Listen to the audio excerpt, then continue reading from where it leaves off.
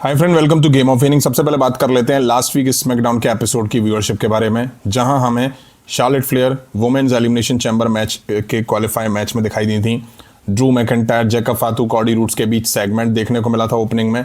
अब इस एपिसोड की व्यूअरशिप 1.11 मिलियन रही, जो कि थोड़ी जरा सी बेहतर हुई है, क्योंकि ये 1 मिलियन टच कर पाई है। वहीं मेन इवेंट में Aleister Black versus Randy Orton के बीच मैच भी दिखा था, जिसमें ड्रू मैकइंटायर ने घुस के रैंडी ऑर्टन पर अटैक भी करा था। अब आपको क्या लगता है कि ये व्यूअरशिप ड्रू मैकइंटायर की वजह से है? क्योंकि कॉडी रूट्स का तो नाम कमेंट में लिखना भी मत कोई। हाँ, ड्रू के अलावा कोई और हो, कॉडी के अलावा कोई और हो जिसकी वजह से ये व्यूअरशिप आई हो, तो कमेंट करके जरूर बताइएगा। नेक्स्ट बात कर लेते हैं हम लोग। टीकेओ ने ऑफिशियली बताया है कि कंपनी ने कितना रेवेन्यू जनरेट करा है और उसमें से WWE से कितना कमाया हुआ है, सब बताया है। टीकेओ ने ऑफिशियली बताया कि कंपनी ने टोटल $4.735 बिलियन का रेवेन्यू अर्न करा है, जिसमें 2025 के लिए $546.2 मिलियन की नेट इनकम इंक्लूड है। इसमें से WWE ने 2025 में $1.709 बिलियन का रेवेन्यू अर्न करा है, जो कि 2024 के 1.398 बिलियन से 22% ज़्यादा, कितना 22% ज़्यादा, यानी कि $311.3 मिलियन ज़्यादा हैं 2024 से 2025 के रेवेन्यू में। अब अंदाज़ा लगा लो, 24 से 25 की कमाई 22% ज़्यादा है। हो भी क्यों ना, टिकट प्राइस टीकेओ ने जस्ट डबल कर दिए हैं। अल्टीमेट ऑब्जेक्टिव इनका क्या है? पैसा कमाना। अब जब इतनी कमाई हो रही है तो क्या ही ज़रूरत है फिर अच्छी फ्यूड, अच्छी story line, dream match book करने की? बिना करे इतना आ रहा है तो फिर क्या ही ज़रूरत है? अच्छा है टीकेओ के लिए तो। नेक्स्ट बात कर लेते हैं 30 मार्च 2026 को होने वाले रॉ के एपिसोड के बारे में। इस एपिसोड के लिए WWE ने कुछ बड़ा ऑफिशियल कर दिया है। WWE officially confirm this top superstar for the Madison Square Garden edition of WWE Raw on March 30। बड़ी बात यह है कि 30 मार्च को होने वाले रॉक के एपिसोड मेडिसन स्क्वायर गार्डन से होगा। वहीं इस एपिसोड के लिए WWE ने कुछ बड़े सुपरस्टार के नाम कंफर्म करे हैं जो इस एपिसोड का पार्ट होने वाले हैं, जैसे कि CM Punk, Brock Lesnar, Roman Reigns, Rhea Ripley, Stephanie Vaquer, Becky Lynch, Oba Femi, Logan Paul. बड़े नाम CM Punk, Roman Reigns, Brock Lesnar सब दिखने वाले हैं। अब ये रोड टू रेसलमेनिया है, तो CM पंक और रोमन रेंस के बीच उस टाइम फ्यूड दिखी रही होगी। देखना इंटरेस्टिंग ये होगा कि ये सारे बड़े बड़े सुपरस्टार उस टाइम किसके साथ फ्यूड में इन्वॉल्व दिखाई देते हैं। वैसे आप गौर करिएगा तो ब्रॉक लेसनर और ओबा फेमी भी फीचर हैं इस एपिसोड के लिए, तो मुझे लगता है ब्रॉक लेसनर और ओबा फेमी की फ्यूड WWE उस टाइम दिखा रही होगी। नेक्स्ट बात कर लेते हैं जे ऊसो के बारे में। जैसा कि कल मैंने आपको बताया था कि जे ऊसो ने एलिमिनेशन चैम्बर क्वालिफाई कर लिया था, और उसकी वीडियो जैसे ही WWE ने यूट्यूब पर डाली, अपलोड करी, उस पर डिसलाइक की बाढ़ आ गई, जो कि 25,000 से ज़्यादा डिसलाइक थे। अब इस पर जे ऊसो ने रिएक्ट करा और कहते हैं कि stop why all love me, बंद करो, तुम सब मुझसे प्यार करते हो। अब मुझे ये देख के थोड़ी हंसी भी आ गई कि जे ऊसो से मैं पूछना चाहता हूँ कि ये कैसा प्यार है जो फैंस डिसलाइक करके दिखा रहे हैं? हमारी तो समझ में नहीं आ रहा है। मैं जे ऊसो से कहना चाहूँगा कि हमें समझा दो थोड़ा, ये कैसा प्यार है।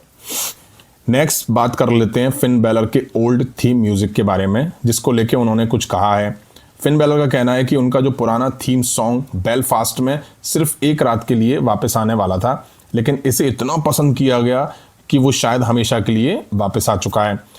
फिन बैलर कहते हैं हर चीज़ का एक टाइम होता है, एक जगह होती है। कैच और ब्रीथ का दूसरा ऑप्शन मुझे बहुत पसंद है, लेकिन मुझे लगता है कि कैच और ब्रीथ जो सॉन्ग है एंट्री में थोड़ा और ज़्यादा एक्साइटमेंट और ज़्यादा मैजिक क्रिएट कर देता है। बेलफास्ट में आइडिया सिर्फ एक रात के लिए था, ये जानते हुए कि मुझे अपने कंट्री का जो क्राउड है उसका सपोर्ट मिलेगा, लेकिन मुझे लगता है कि इसे इतना पसंद किया गया कि शायद अब ये हमेशा के लिए वापस आ चुका है। आपको बता दूं, बेलफास्ट फिन बैलर का होम टाउन था। यहाँ वो ओल्ड थीम म्यूजिक पर एंट्री करते हुए दिखाई दिए थे, जिसे फैंस ने काफ़ी ज़्यादा पसंद करा है, और अब फिन बैलर ने कह दिया है कि वो ओल्ड थीम म्यूजिक वापस आ चुका है, उसी पे अब बैलर एंट्री करते हुए दिखाई दिया करेंगे। नेक्स्ट बात कर लेते हैं एजे स्टाइल के बारे में, जो कि रियली रिटायर हो चुके हैं। उन्होंने AEW के ऑफर को लेकर कुछ कहा है। AJ Styles was aware that AEW was willing to make him a substantial offer to join the promotion.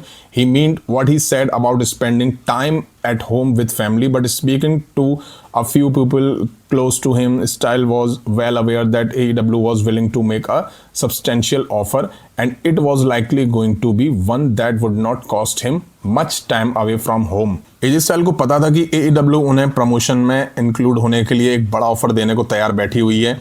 As style कहते हैं कि उनका मतलब था कि वो घर और फैमिली के साथ टाइम स्पेंड कर सकें, लेकिन अपने कुछ जो उनके क्लोज हैं उनसे बात करने पर एज स्टाइल को अच्छी तरह पता था कि AEW एक बड़ा ऑफर देने के लिए तैयार बैठी हुई है और शायद ये ऐसा ऑफर होगा जिससे उन्हें घर से ज़्यादा दूर नहीं रहना पड़ेगा। जैसा कि एज स्टाइल ने रिटायरमेंट स्पीच में कहा ही था कि वो अब फैमिली के साथ टाइम वगैरह स्पेंड करना चाहते हैं, उन्होंने बर्थडे मिस करे हैं, बहुत सारे ओकेजन मिस करे हैं, अब नहीं करना चाहते हैं। और AEW ऐसा ऑफर देती कि वो घर से या यूं कहूं फैमिली से ज़्यादा दूर नहीं हो पाते। अब ये कैसा ऑफर था? क्या AEW में मेंटर बन के वो काम करते? अब ये एज स्टाइल ने क्लियर नहीं करा है, बट हाँ, एज स्टाइल अब हॉल ऑफ फेम में जाने वाले हैं और मुझे लगता नहीं है कि वो AEW वगैरह ज्वाइन करेंगे। नेक्स्ट बात कर लेते हैं ब्रॉन्सन रीड के बारे में। उन्होंने अपनी इंजरी पे रिएक्ट करा और उनको लेके एक अपडेट भी सामने आ रही है, दोनों के बारे में बात कर लेते हैं। पहले बात कर लेते हैं रिएक्शन के बारे में। ब्रॉन्सन रीड कहते हैं, appreciate the kind words, I will be back better than ever, causing destruction like no one else can. मुझे अच्छे वर्ड्स के लिए शुक्रिया, मैं पहले से भी बेहतर होकर वापस आऊँगा और ऐसा कहर ढाऊंगा जैसा कोई और नहीं मचा सकता है। ये तो ब्रॉन्सन रीड के धमकी भरे वर्ड्स हैं। वहीं अपडेट के बारे में बात कर लेते हैं तो Bronson Reed is expected to undergo surgery shortly for a torn biceps if it has not happen already. There is no word yet how long he will be out of the action. Plans have to be reconfigured as he was originally slated for Elimination Chamber and also figured into WrestleMania. Bronson read जल्द ही biceps की जो उनकी injury हुई है, उस जो फटी है बाइसेप्स, उसकी सर्जरी होने की उम्मीद है। अगर अभी तक नहीं हुई है, अभी तक कोई अपडेट नहीं है कि वो कितने टाइम के लिए एक्शन से बाहर रहेंगे। ऑफिशियली WWE ने कुछ भी नहीं कहा है। प्लान को फिर से बनाना होगा क्योंकि वो एलिमिनेशन चैम्बर के लिए रेडी थे और रेसलमेनिया में भी वो फीचर होने वाले थे।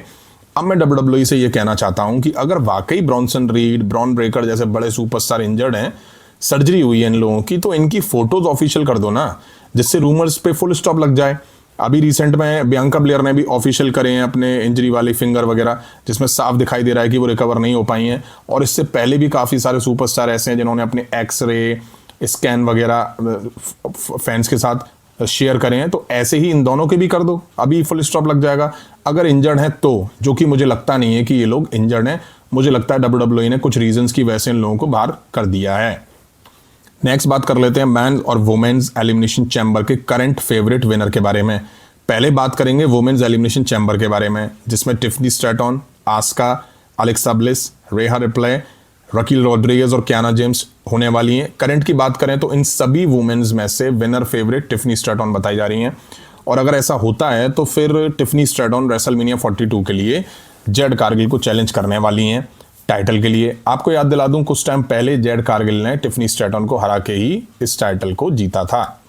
अब बात कर लेते हैं मैंस एलिमिनेशन चैम्बर मैच के बारे में, जिसमें Cody Rhodes, Randy Orton, Trick Williams, Jevon Evans, LA Knight और जे ऊसो होने वाले हैं। अब देखिए, करंट फेवरेट की बात करें तो इनमें से कॉडी रूड्स को विनर फेवरेट बताया जा रहा है।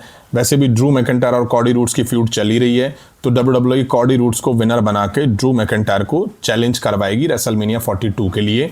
अभी के हिसाब से तो यही सिनेरियो मुझे नजर आ रहा है। और हम बात करेंगे एलिमिनेशन चैम्बर की प्रेडिक्शन वीडियो में।